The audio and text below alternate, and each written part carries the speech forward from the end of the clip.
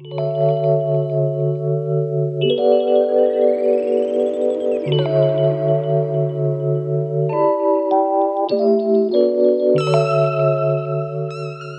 up, y'all? I'm back with another video, and this is another testimony. It's one of those stories where I can look back on and kind of laugh at, but at the time of me going through it, it was not funny. I first went out to LA in 2018 for film school. It was so much fun, and it was literally just like what people talk about when they move to a big city like Los Angeles or New York, Atlanta, Chicago, Austin, Texas, wherever. It's not easy at first, but then everything just kind of starts happening, and before you know it, you're like, okay. That was happening. But then COVID happened and everything just got awkward. I don't really know how to explain it.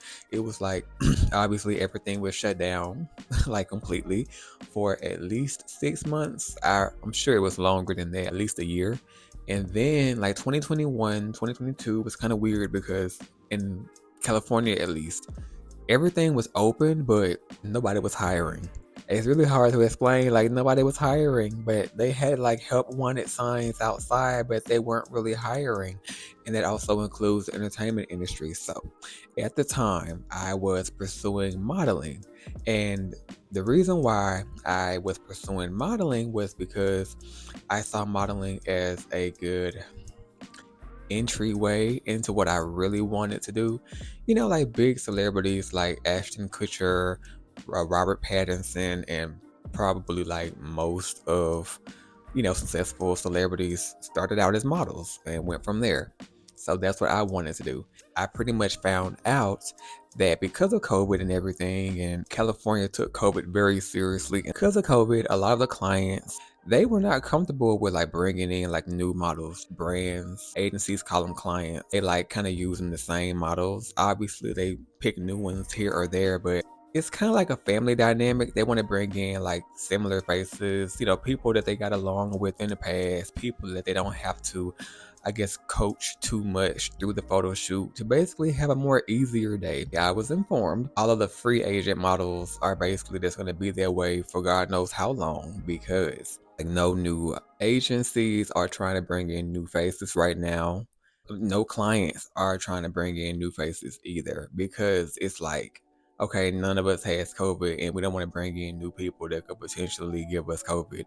And yeah, people were doing like the vaccines and stuff, but that was during the time of this huge debate of like, damn, what's in the vaccine? Nobody's telling us what's in it. So not everyone wanted to take the vaccines. And I even like became a part of like this weird like clan of like rebellious models who like chose to walk away from their agencies because they did not want to take the vaccines, which was an requirement if you wanted to continue like, being in the entertainment industry.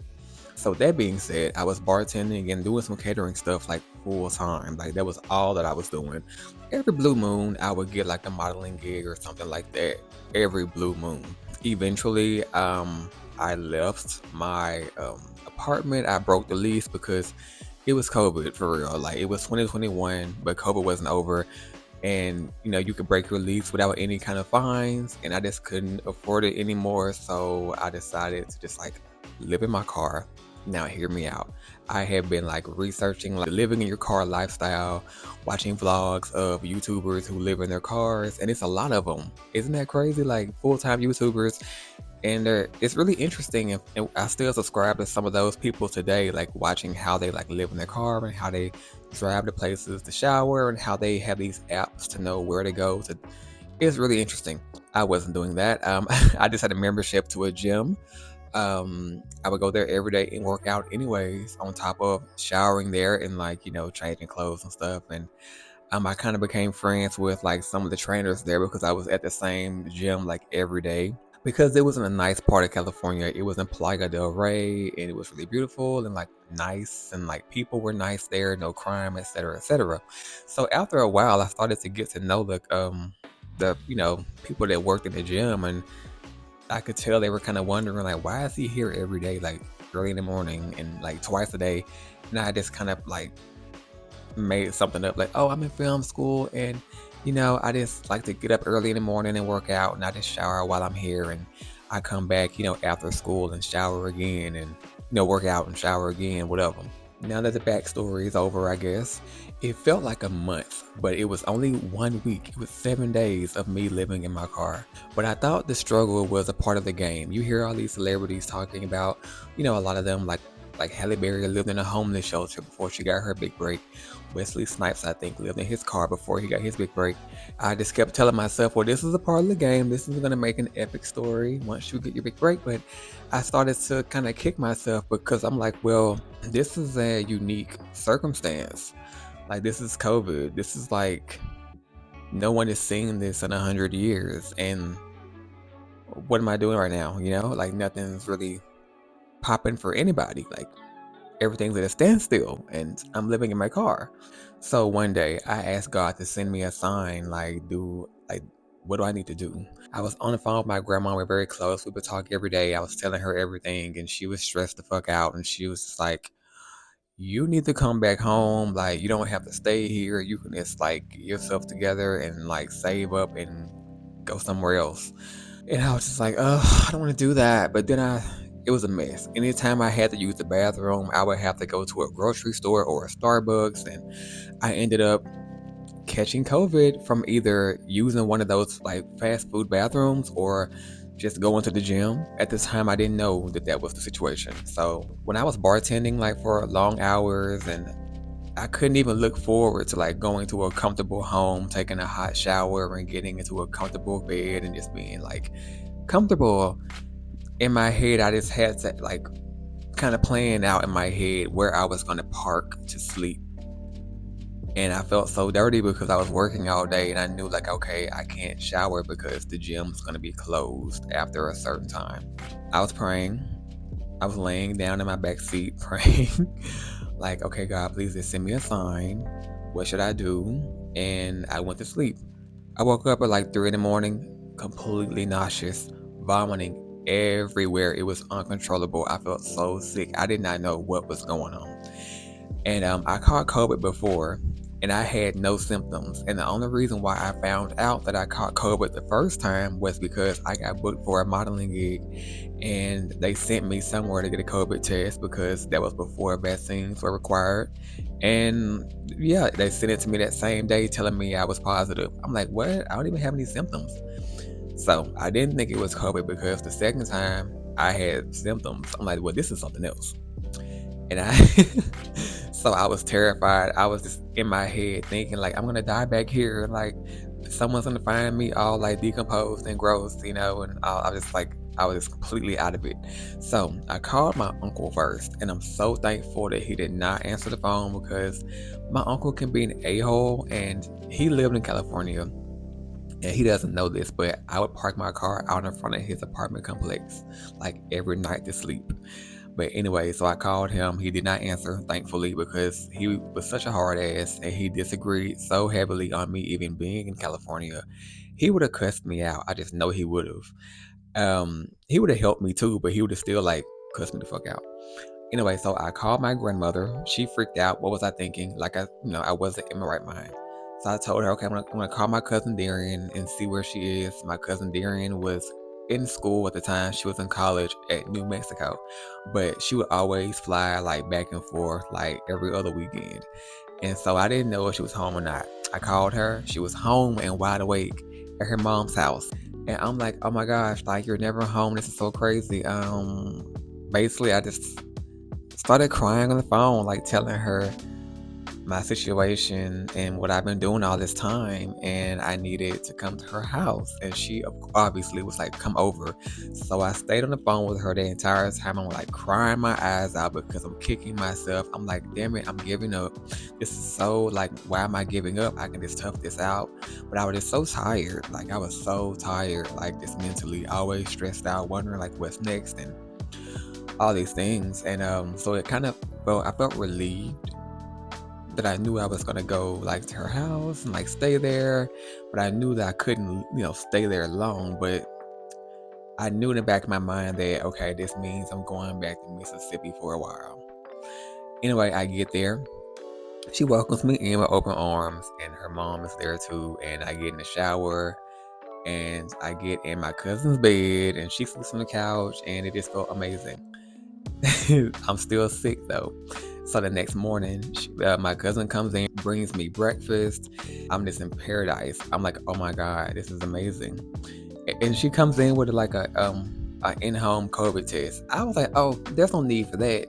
I've had COVID before. I know how that feels. This wasn't COVID. And she was like, oh, it's okay. She had on a face mask and like gloves and like she's like undoing like the packet, getting out the kit. Like, oh, it's okay. Like, we're just gonna test it out. It's fine. I'm sure it's not COVID. I'm like, okay, whatever. So she does the test and it's positive. And she was so calm. Oh, it's positive. I was like, what? That's a mistake. Like, I genuinely was in denial. I'm like, oh, you didn't do it right. She was like, yeah, I did. You were showing signs of it anyway, which is why we did it, whatever. And she was like, it's okay. My mom is cool with it. We know how to quarantine because her mom was a flight attendant. So obviously they were just really nice and just like got me well. And so I felt bad because it wasn't the next day that they did a COVID test. It was a day after that because the next day I woke up feeling fine and I went to bartend at another event. I did not know I had COVID. I just felt like crap all day. I just felt so bad that I broke like an expensive glass. And like it was another guy that saw it and he was like, bro, that costs so much money. Like if they find out who did that, like, and he pretty much helped me like sweep it up and throw it away. But anyway, I ended up like going home. I left mid shift because I felt so bad. I wasn't nauseous. It's really hard to explain. Like my head felt like it weighed like 10 more pounds than it normally does. And I was cranky. It was too much. Felt terrible. I'm like, oh my God, I had COVID. And I was like around all these people and like bartending and serving them drinks and stuff. Anyways, so I'm a very ambitious and passionate person. I go hard for anything that I want in life because I am a strong believer in like you can literally have whatever you want. And if something is pulling you in a direction, like go in that direction and just trust the ride. You know what I mean? Like, and most things don't go as we expect. My uncle told me this quote that a homeless man told him years ago, and it's shoot for the moon. And if you miss the moon, you'll land in the stars. In other words, go for what you want, give it all you got. And worst case scenario, if you're not doing that, then you're doing the next best thing. And so, at the worst case, you could at least be in content with your life. I think that's what it means. That's how I took it, at least. Like when God sees that you're going in like another direction, like if you're following the right path and then you start to wander off the path, like He'll steer you right back. Because I could have gotten mugged or anything, but I didn't. God knew exactly how to get me back on track. I was so relaxed being with my cousin and my aunts, and it was like for a few days, but I knew that I couldn't like live there. And so I just was still fighting the idea of moving back down south. I'm like, bro, like I had promised myself as a child that I was one day just gonna leave this place and never come back because I just never fit in here. I just want a better life for myself. And I was like, I can't just give up. I went through too much. Like, why would I just give up? But I started to ask myself, like, what am I doing right now? The world is at a weird spot, you know what I mean? And I'm not even doing what I came out here to do in the first place. I came to LA to be a writer, wasn't doing that. I was go-go dancing, trying to be a model, and I was bartending and doing catering for like full time. You know what I mean? So I kind of, had to face that with myself. You don't ever lie to yourself. Like, don't lie to anybody, but if you're gonna keep it real with anybody, make sure it's you first and foremost. There are so many people in this world that can't even admit the truth to themselves, and that's holding them back. The truth hurts. Sometimes we have to just like look in the mirror and just be real with ourselves. And I had to do that. But thank you, God, for stepping in. Thank you, God, for always being here for me. Please, God, don't ever abandon me. I don't always understand like God's intentions and ways. And I've been back in Mississippi for 2 years, but the only reason is because I just have like ulterior motives. Like, don't get it twisted. But I do miss my friends. I think about them all the time. I think about all the friends I made in film school and just like modeling and like just being out there, and like we still stay in touch on social media, but I just miss being around them, and I just feel like they're moving on and they're gonna forget about me. It is perfectly fine to try new things and pursue things. Like, why do you want that job? Is it because your parents are pressuring you to have that job? What do you want to do? And that's a scary thought, when you're high school and college age. I get that. But at some point, you're going to have to like really ask yourself that question and move accordingly.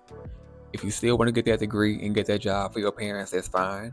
But if you want to do something else, plan that in the background, and maybe you can like balance both depending on what it is. Or if you can't, plan on eventually switching over from what your parents want you to do to what you want to do. Why do you want that boyfriend or girlfriend? Are you just physically attracted to them and that's it? Do they have a lot of money? Do you think you dating them is going to impress certain people? Like, a lot of people put the aesthetic of a relationship before the actual like well-being of it. Why do you want to be friends with those people? Is it because they're popular? Is it because they have a lot of money? Is it because they're very attractive and you want that validation by hanging out with all these hot people? You're not going to be happy or satisfied if you do become friends with them. You're just going to feel like the ugly duckling in every photo y'all take together. If they're all hot and you're average, or if they're all rich and you're not, you're going to feel bad because you're never going to have enough money to like hang out with them. Whatever it is, why do you want to do it? Is it because you want to fit in with society, or because you want to get closer to God by doing what you think He made you to do? Okay, this video was kind of long. At least, the raw footage of it. But I hope y'all are doing well, and I hope you enjoyed this video. Until next time, peace out.